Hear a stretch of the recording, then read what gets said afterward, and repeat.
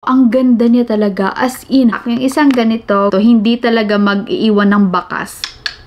Wala talaga. Namamatay talaga yung acne, no? Super small niya lang. Babounce ka lang kapag damage yung skin barrier. And ang ganda talaga niya sa skin. Strokes. Ito siya. Thing like, wala talaga. Kaya ako napabili nito. Microneedling in a bottle. Minimizes pores, hydrates. Hi YouTube! Long time no vlog. Ang tagal ko din hindi naka-upload dito sa channel ko. But for today's video, isa-share ko sa inyo yung mga best purchases ko this year, 2024. So, start muna tayo sa skincare. Because skincare is life. Lalo na ngayon na may nakikita na akong lines sa face ko. Hindi ko to na-notice before, pero syempre, eventually, magkaka-lines naman talaga tayo sa face natin because we are getting older. Speaking of lines, since nandito na din naman tayo, every other night or twice a week, nilalagyan ko ng tape yung face ko, especially yung laugh lines ko dito na area.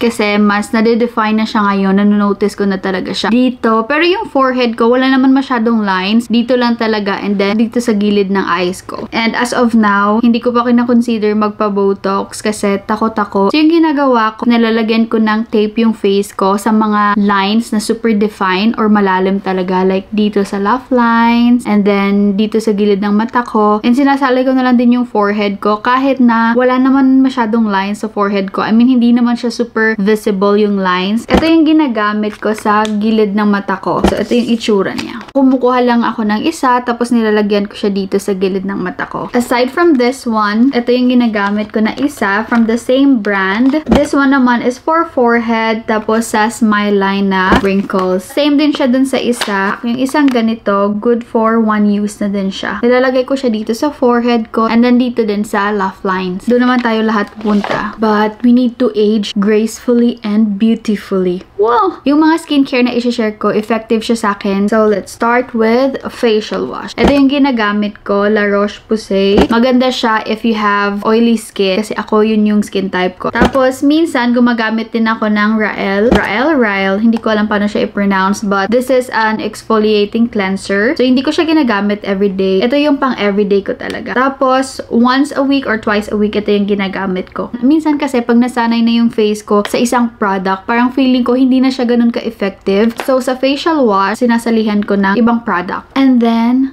toner pads. This one is from Mediheal. Alam kong alam nyo na to kasi super hype to siya sa TikTok or kahit saan mang social media platform. Kaya ako napabili nito and maganda naman siya. This one is Medicasoside. Maganda to siya kapag may blemishes ka or nagpapabrighten siya ng face. And then this one naman is the retinol pad. Kailangan natin to kasi tumatanda na tayo. Hindi na yan mapipigilan, sis. Ginagamit ko to every night pero salitan ko silang ginagamit. Kasi yung night routine ko, iniiba-iba ko siya every night. Kapag gumagamit ako ng retinol, ito yung toner pad na ginagamit ko. Tapos, kapag hindi naman retinol yung ginagamit ko that night, ito yung ginagamit ko. Kung meron akong bibilhin na isang product lang from Rhode, 100% ito yun. This is their glazing milk. Sobrang ganda talaga nito. Ginagamit ko siya every day. I have an oily skin, pero minsan nagda-dry siya dahil siguro sa weather kung nasan ako ngayon. Ang ganda niya talaga. As in, parang paglagay mo, nagiging healthy and glowy from within yung face mo. Kaya, ito talaga. Meron akong blush nila and yung lip tint. Pero, ito talaga yung pipiliin ko kesa sa blush and lip tint. Kasi sobrang ganda ng Rhode Glazing Milk na to. 100% bibili ako nito ulit kapag maubos siya. And then, another toner naman is from Anua. Ito yung Rye 70% Ceramide nila. It's moisturizing milky toner. Ginagamit ko to every other night kasi nga dun sa routine ko. Yeah, ginagamit ko to kasi maganda to siya if medyo damage yung skin barrier nyo. Aside from this, pinipair ko siya sa serum na to. Kapag damage yung skin barrier nyo, ang ganda nito. Ang ganda niya talaga. It's moisturizing. Tapos, nakaka-help pa siya sa skin barrier ko na sira dahil nga sa mga products na ginamit ko before pa. But, yeah, maganda to yung duo na to. Para naman sa mga bakas ng kahapon, ito yung ginagamit ko, yung Riddle Shot. Pair to sila. Ito yung Essence. Tapos, ito yung Riddle Shot. Parang, ito yung yung microneedling in a bottle kasi madami daw needle sa loob. Nag-start ako sa 100 and then after ko maubos nito, siguro na ako 300. Kapag nilagay mo siya, meron kang mafe-feel pero hindi naman sobrang sakit. Like, mafe-feel ka lang talaga na parang tinutusok yung face mo pero hindi naman super lala. Like, okay lang. Mga 1 or 2 out of 10. Pero mafe-feel mo lang na may nangyayari talaga. Ito yung ginagamit ko every night kasi 100 lang siya. Yung 300, hindi ata siya pang every night. Baka every other night. Hindi ko pa sure. Pero after ko maubos to, mag-switch ako sa 300. Sa first day na ginamit ko siya, the following day, hindi ako OA, pero nakita ko talaga agad yung effect. So, ginagamit ko to una. Tapos, minamassage ko siya. Syempre, para mabuhay yung mga anik-anik sa product na to. Para ma-absorb talaga siya ng face ko. And then, after nito, naglalagay ako ng serum, yung Anua. Or, kung hindi serum na Anua, yung nalalagay ko is retinol. Yung retinol na ginagamit ko naman is from Paula's Choice. Ito, maganda din to. After kong gamitin to, mas naging effective yung mga products kasi feeling ko mas na-absorb lalo ng face ko dahil sa Riddle Shot na to. Yun naman kasi yung claim niya and honestly talaga, nakita ko talaga yung difference. Like, legit talaga siya. And then, after kong mag-apply ng serum or retinol, naglalagay ako nito ng essence. Ito, ang ganda talaga. Wala pang 1 week, nakita ko talaga yung difference ng face ko sa morning ha. Parang mas na-absorb ng face ko yung mga products na ginamit ko dahil dito. Parang ito yung gateway. Gateway to heaven. Charot. Pero yeah, very effective to siya for me. And then, isang facial mist din na gustong-gusto ko is this one. This is from Beekman 1802. Pag ginamit mo siya, shake mo lang siya ng ganyan. Tapos, ilalagay mo na siya sa face mo. Kapag medyo dry yung face mo, ito, super ganda talaga nito. This is facial toner mist, minimizes pores, hydrates, and soothes the skin. Super nice talaga nito with mugwort, goat milk, and probiotic extract. Ginagamit ko din siya every day. Sinespray ko lang siya sa face ko. Okay, for moisturizer naman, ito yung ginagamit ko na super nice din. This one is from Kiehl's. Ito yung Ultra Facial Oil-Free Gel Cream nila. If you have oily skin, ito ma-advise ko na moisturizer. Gel-like kasi siya. Kaya, super ganda niya talaga sa face. Lalo pat gumagamit ako ng retinol. So, parang mas ma-moisturize niya lalo. Wala na akong ibang moisturizer na ginagamit. Ito lang talaga. Ito sa morning, ito sa night. Tapos, kapag nagme-makeup ako, ito din yung ginagamit ko na moisturizer. Next is this one. It's a spot treatment from Dr. Dennis. Sa lahat ng mga spot treatment na nagamit ko, ito yung super effective for me. Basta, ang dami ko ng spot treatment na nagamit kasi nga, sobrang lala ng acne ko before. I have an acne-prone skin na until now, may mga acnes pa din naman ako like before my period. Pero mas na-manage ko na siya dahil dito. Never pa ako naka-experience ng mga spot treatment na pag nilagay ko the following day, namamatay talaga yung acne. Nawawalan talaga sila ng buhay. I swear, sobrang ganda nito. At first, may mafe-feel ka lang na parang sting kapag in-apply mo to, lalo na kapag super buhay yung acne mo. Pero yung mga super lala na mga acne, like yung mga matitigas na ulo na acne, mga after 3 to 4 days, wala na talaga agad sila. Pero kapag yung mga putyo-putyo lang na mga pimple, namamatay agad the following day. So, ito yung favorite ko na product from Dr. Dennis. Pero madaming nagsasabi na maganda yung mga products ni Dr. Dennis, pero hindi ko pa na-try yung iba. Ito pa lang. And this one, super nice. Okay, let's move on to sunscreen. Best purchase of 2024 na sunscreen is from Supergoop. Super ganda. It's their Mineral Matte Screen Sunscreen. If you have oily skin, ito din ma-recommend ko sa'yo. Ayan siya. And then, pag in-apply mo, parang nagiging powder siya. Tapos, matte, powdery finish pa siya. So, ang ganda niya talaga for oily skin. Kaya, nung Cyber Monday, bumili agad ako ng isa. Medyo pricey lang talaga siya. Pero for me, worth it naman yung price niya. Kapag wala naman akong makeup, tapos nasa labas ako, yung ginagamit ko mag-reapply is this one. It's a sunscreen stick from Tokobo. Super ganda nito. Kasi pumunta ako sa isang Korean store. Gusto ko sanang bilhin yung sunscreen stick na from Beauty of Joseon. Gusto ko kasi yung sunscreen stick kapag mag-reapply kasi ayoko na tinatouch yung face ko kapag nasa labas na ako kasi wala, it's a trauma na talaga dahil nagka-breakout na ako before. So, yung gusto ko na lang is sunscreen stick. Si ate girl is Koreana siya, so I trust her. Tapos tinanong niya ako kung ano yung skin type ko. Sabi ko, I have oily skin. So, ito yung na-recommend niya. And girl, happy naman ako na nakinig talaga ako sa kanya kasi ilagay ko siya dito ha, sa likod ng kamay ko. Wala ka talagang makikita na may oil or something. Like, wala talaga. Nakita ka bang oiliness dyan? Wala. As in, super nice niya. So kapag lumalabas ako na wala akong makeup, ginaganon ko lang siya. Ina-apply ko lang agad siya. Ganyan. Ito yung pinakamagandang sunscreen stick na nabili ko talaga ever. I think I'm done with skincare. Next naman is makeup products. Let's start with this lipstick from Chanel. Ito yung ginagamit ko ngayon. Super ganda nito because it's transfer proof. This one is the lipstick. Tapos ito yung parang gloss niya. Pero hindi siya nagta-transfer. Like kumain na kami ng McDonald's tapos nag-dinner na kami. Pero yung lipstick nandun pa din. Ikikiss ko siya dito sa likod ng kamay ko. Wala talaga. As in, super ganda talaga ng lipstick na to. Kapag may katsulaan ka talaga or kahalin or kakissing scene, hindi talaga magta-transfer yung lipstick na to. Hindi talaga mag-iiwan ng bakas. This is the La Roche Duo. And super ganda talaga nito. Wala talaga. Diba? Kapag kailangan mo ng matagalan na lipstick, ito talaga yung ma-recommend ko. And then, yung favorite ko naman talaga na lip tint is from Happy Skin. Ang ganda nito, yung lip mallow nila, super nice. Kasi yung finish niya, ano ba? Velvety. Ang ganda ng finish niya kasi hindi siya matte, hindi siya nakaka-dry ng lip. Ako pa naman, very dry yung lips ko. Mabilis talagang bumakbak yung lips ko.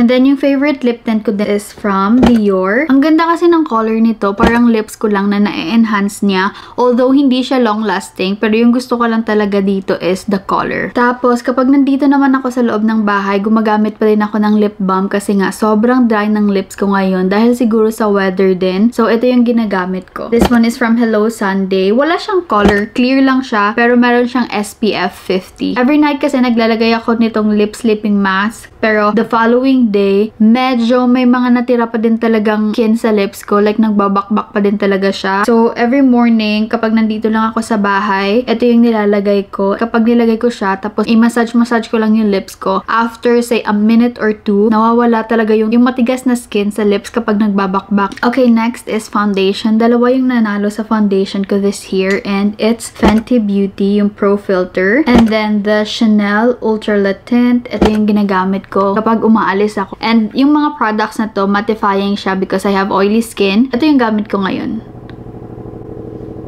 Wait lang. Naririnig nyo ba yung helicopter? Oh my God, ngayon may mga videos na kumakalat kasi dito sa DC, sa Maryland, sa area namin, may mga drones na lumilipad kada gabi. Pero hindi namin alam kung ano yon and kung para saan yon.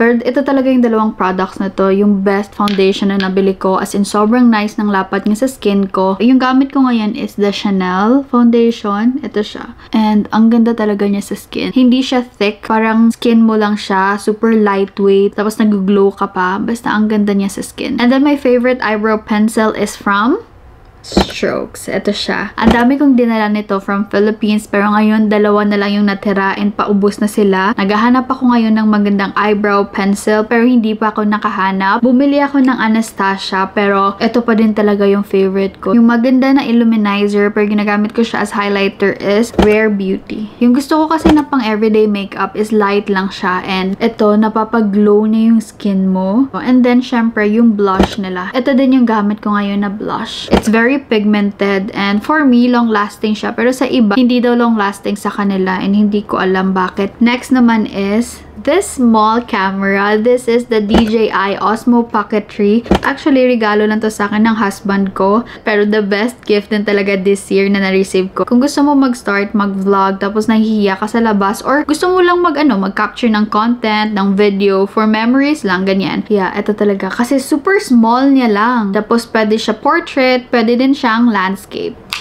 Ito yung best gift na natanggap ko this year. Kasi ako, nahihiya ako minsan mag-video sa labas kasi feeling ko tinitingnan ako. Yung vlogging camera ko kasi is the Sony ZV-1. So kapag nasa labas, kahit na it's a compact vlogging cam, pero kapag nasa labas, nahihiya ako kasi syempre mas malaki pa din yung Sony ZV-1 compared to this one. Ito kasi parang low-key lang. And of course, as a small content creator, yung dream ko din talaga is this microphone. This is the DJI microphone. If you're vlogging and considering buying a microphone, masasabi ko talaga na malaking improvement yung magagawa sa vlogs mo. Kasi syempre, yung audio, wala nang masyadong background noise kapag nag-shoot ka sa labas. Malaking help talaga siya if you're a content creator. And then, of course, my Garmin watch. Ngayon, lowbat lang siya kasi hindi ko mahanap kung nasaan yung charger niya. This is my first smartwatch na nabili ko kasi hindi ako mahilig sa relo talaga. Ayoko ng relo. Pero nung nag-start ako mag-run, doon napabili ako nito kasi namomonitor nito yung heart rate mo, yung speed, kung ilang miles na yung tinakbo mo, kung ilang steps ka na for today. Kaya very helpful siya for me. Yung ibang watch kasi kapag nasa treadmill ka lang, hindi nagka-count yung steps mo or yung distance na tinakbo mo, diba? Etong si Garmin, na-monitor niya. Tapos may nagtanong din sa akin if nakaka-receive ba to ng notifications. And yes, nako-connect mo siya sa phone mo. So kung ano yung mga notifications sa phone mo, nare-receive mo siya dito and pwede ka din mag-accept or decline ng call. Hindi ko lang siya mapakita dito ngayon kasi nandun siya sa labas, but I will insert the video here. Yung pinakamaganda din talaga na nabili ko this year is this treadmill. Malamig na sa labas, so hindi na ako nakaka 10k steps. So yung ginagawa ko na lang is sa morning, pagkagising ko, nagte-treadmill agad ako. Like walking lang. Minsan na lang kasi ako tumatakbo. Hindi siya treadmill pala, it's a walking pad. Pero yung walking pad na to, pwede kang tumakbo kasi yung speed niya abot hanggang 7. Hindi ko na-check kung ano yung pinakamataas. Pero last time, yung pagka-check ko, abot siya ng 7. So, ginagawa ko, every after meal, ginagamit ko siya. Nag-walking ako like 30 minutes. Tapos, arm weights, nilalagay ko lang siya dito sa kamay ko, ganyan. Tapos, mag-start na agad ako mag-walk. Kailangan ko to kasi kailangan kong i-work yung muscle strength ko. Tapos matutone niya yung arms mo. So ginagamit ko din to kapag nag-walk ako sa walking pad. Mabigat siya. Una, medyo magaan lang siya. Pero kapag matagal ka na sa walking pad, medyo bumibigat din to siya. Okay, last 2 items and it's shoes!